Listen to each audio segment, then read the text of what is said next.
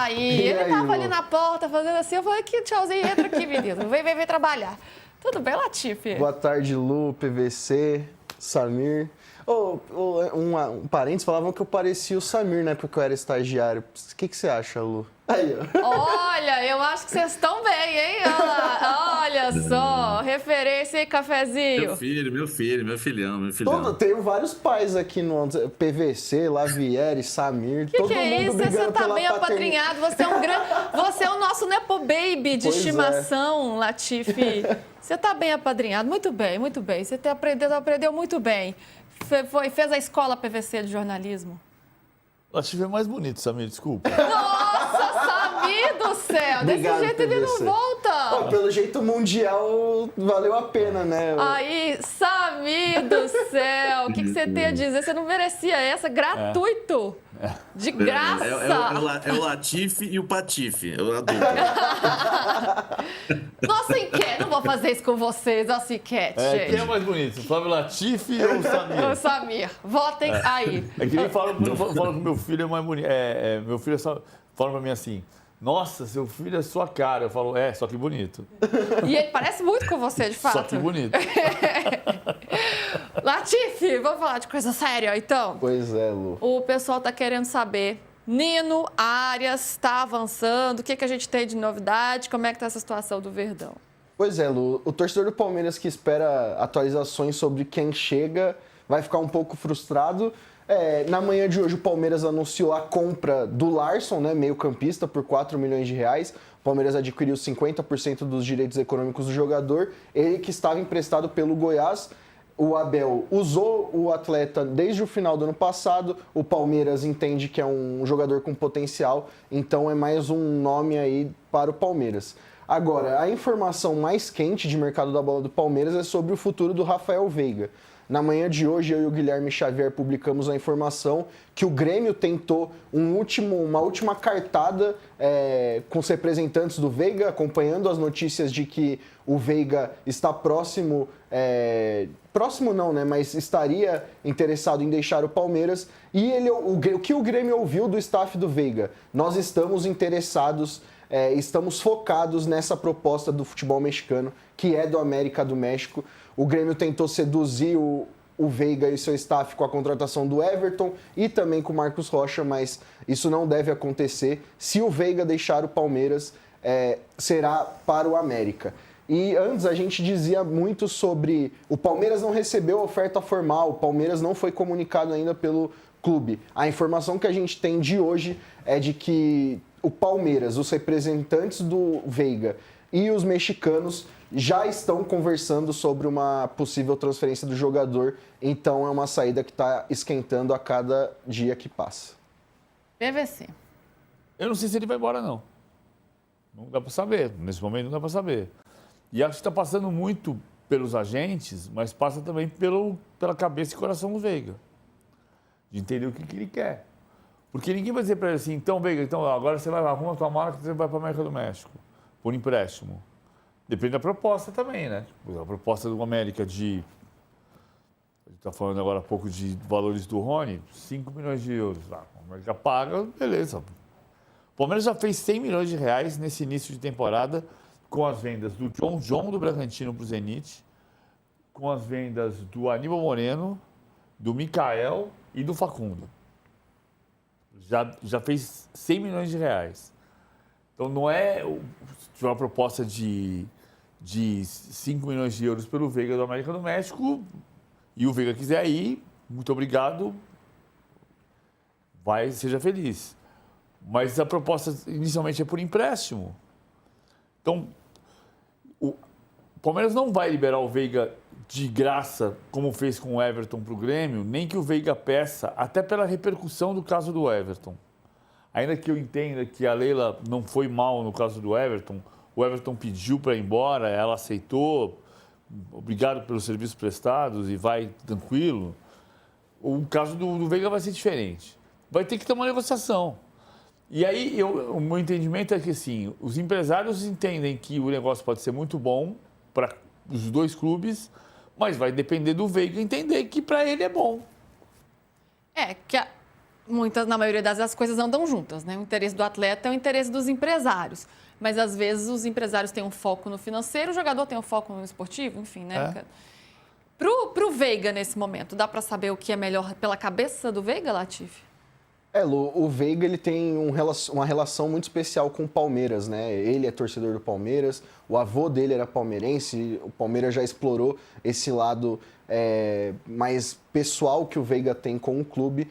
Mas o que acontece é que o Veiga sabe que hoje ele não é titular absoluto do Palmeiras. Isso aconteceu no ano passado e isso tem se repetido nesse ano.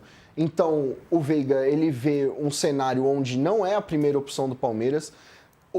Quando o ataque é escalado com Flaco Lopes e Vitor Roque, o Maurício foi o substituto nesse início de Paulistão, né? A gente viu o Maurício formando a dupla de ataque com o Flaco e o Veiga é a terceira opção. Ele só participou de 2 dos 5 jogos do Palmeiras, entrou contra o São Paulo, mas foi aquilo que você falou, Lu, entrou só nos minutos finais. Ainda sobre esse contato do Grêmio com os representantes do jogador, o Grêmio ouviu que essa história deve se caminhar ainda nesta semana. Então, quando a gente trazia a informação que o Palmeiras tratava o negócio como algo embrionário, hoje não é mais dessa forma. O América do México já conversou com o staff do Veiga, o staff do Veiga procurou o Palmeiras e tem conversado sobre essa saída. É claro, como o PVC falou, é uma negociação complexa e que não necessariamente significa que o Veiga vai deixar o Palmeiras e não retornará. A gente já trouxe aqui informação, o Veiga tem contrato com o Palmeiras até março de 27 e não está descartado emprestar o jogador ao América do México, renovando o contrato dele até o fim do ano que vem, por exemplo, para ele ter pelo menos mais uma temporada com o Alviverde se retornar do América. Ô Samir, para você, olhando de fora, né? Você que viu o Veiga brilhar muito no Palmeiras, né? Ele é um dos símbolos de uma era muito vencedora. O que é melhor para o Veiga e para o Palmeiras também? Eu acho que é melhor a saída hoje, né? O Veiga não está tendo mais espaço, né, no Palmeiras. Eu acho que para ele o Grêmio seria interessante, né?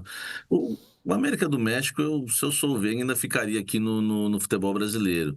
Mas é inacreditável, né? A queda que teve esse jogador, que brilhou muito, né, no Palmeiras, como você disse. Mas eu acho que seria melhor para ele hoje, pelo menos o empréstimo, né? E eu acho que o empréstimo, por exemplo, o empréstimo para o Grêmio, né? Para ele poder voltar para o Palmeiras no ano que vem, quem sabe, né, o jogador se recupera lá no Grêmio. É claro que as coisas mudam no futebol, né, talvez ele queira ficar por lá, enfim, mas o Latifi trouxe todo o histórico aí palmeirense do Veiga. Na verdade, essas horas tem que ter sangue na Veiga para decidir, viu?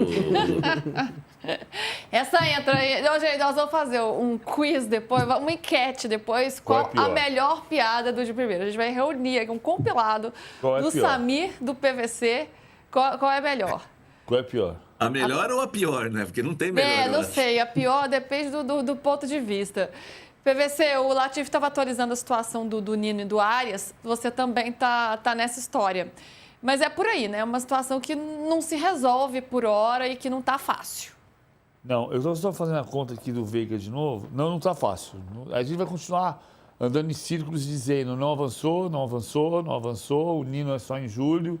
A não ser que tenha uma negociação diferente. O Arias, o Fluminense quer. O Fluminense quer, se o Palmeiras fizer a proposta não avançou, então...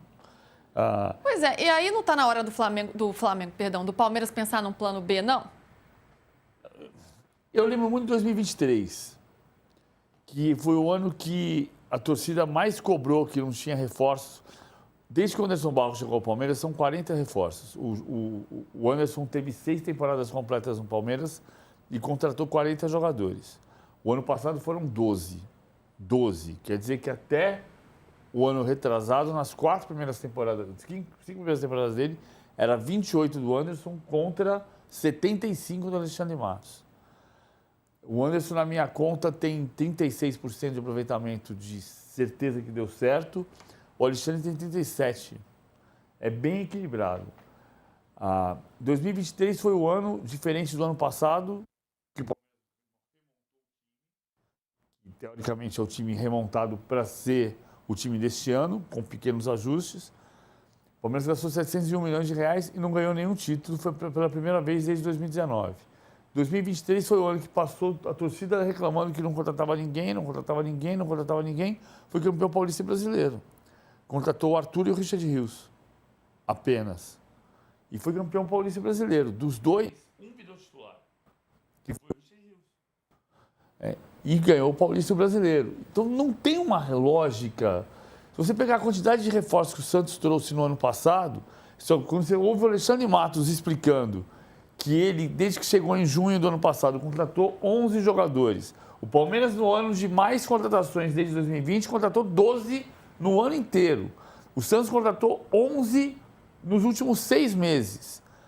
E aí o Alexandre foi explicar na entrevista coletiva que o salário do Bilal não é de 1 milhão e 300, não é esse o salário do Bilal. E ele foi explicar que chegaram 11, mas saíram 29. Já saíram 29 jogadores do elenco. 29.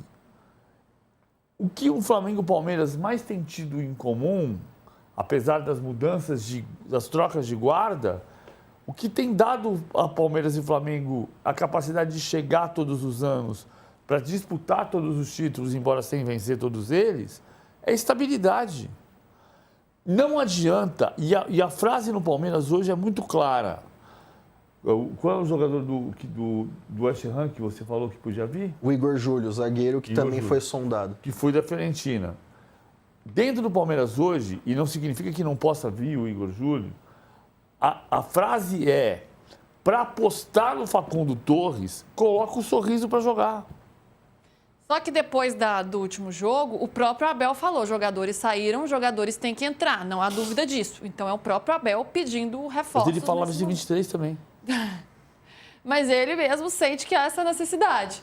Será que o Palmeiras vai ampliar um pouco ali o seu leque, olhar para as outras opções, já que esses que a gente vem falando já há algum tempo estão travados? Lu, o Palmeiras tem alvos bem definidos, né, como o Abel falou, e insiste bastante nesses dois jogadores que a gente já vem trazendo, que é o Nino e o Arias, porque eles se encaixam perfeitamente no perfil traçado pela direção e a comissão para esse ano. O principal exemplo de que já deu certo, na opinião do Palmeiras, é o Marlon Freitas, que chegou do Botafogo, só fez 4 jogos pelo Palmeiras e já é nítido o impacto que ele causa no time do Palmeiras, tanto na liderança, no vestiário, nos treinos, no dia a dia. Ele até deu um esporro no Bruno Fux no jogo contra o São Paulo por um lance onde ele deu um chute no Tapia e ele ficou bravo, a torcida comprou essa ideia. Então é esse tipo de jogador que o Palmeiras busca. Então o Anderson Barros deu uma entrevista antes do clássico do final de semana dizendo que são negócios muito difíceis. Óbvio que o torcedor está chateado porque o Palmeiras deveria estar pisando no acelerador enquanto o Flamengo está fechando com o Paquetá, mas a direção do Palmeiras só vai trazer se for alguém que eles têm plena certeza que vai dar certo. E nesse momento ainda não encaminhou nenhum acordo nesse sentido.